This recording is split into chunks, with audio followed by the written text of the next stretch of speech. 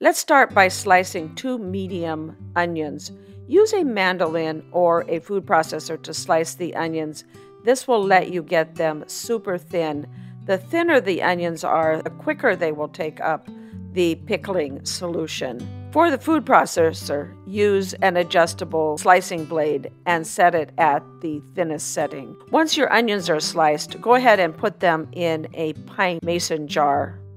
Next, let's make the pickling solution. Take a saucepan and add 1 cup of water to the saucepan. Add a half of a cup of distilled white vinegar, a half of a cup of apple cider vinegar, 1/4 of a cup of granulated white sugar, a half of a teaspoon of celery seed, 2 teaspoons of sea salt.